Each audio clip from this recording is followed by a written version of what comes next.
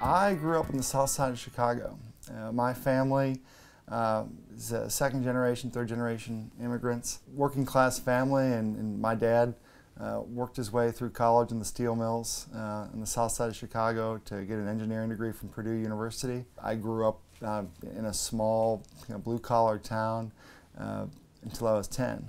And then my dad got transferred to Battle Creek, Michigan. I had an all-American childhood. I had a paper route, played baseball, basketball in the front yard, was a Boy Scout, just all the things you could dream about doing in America as a young kid.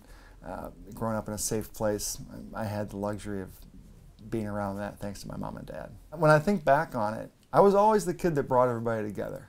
So I was always the kid that in the neighborhood that would find the connections between people who were younger or older, different skill sets, to find ways to come together to play a ball game, for example, or to play ninja or capture the flag. Seriously, that we literally played capture the flag all the time. It was never about cliques. It was never about all being part of one particular thing.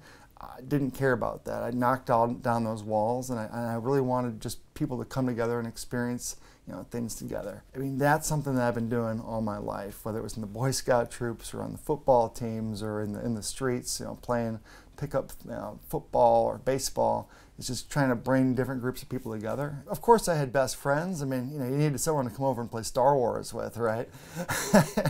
Or go water skiing or tubing on the boat. I mean, I had people that were always around, but I always made people feel safe. When we talk here at Capture Your Flag about Simon Sinek and the circle of safety, I definitely make sure when people are around me that they're safe and that it's a good place to be. Whether you're coming over for some hot dog barbecue or we're going to getting a game together to play some ball, and one person is a 10 out of 10 on the scale of skills, the other person's younger brother is a 2 out of 10.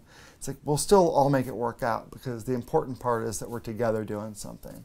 And that, I think, was pervasive across all my intentions and all my actions, growing up and in and outside of school.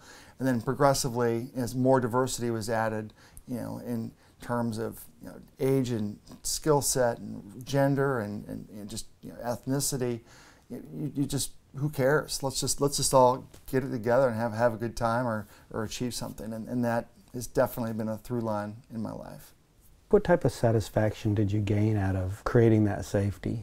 Realizing that when you put people in a place to succeed, or just put people in a place where they're comfortable, great things can happen. Great experiences can happen. You can achieve great things in a chemistry project, or you can have a whole lot of fun in an afternoon playing basketball. But what I had was a lot of love in my life, and we had a lot of stability at home. My parents were always together.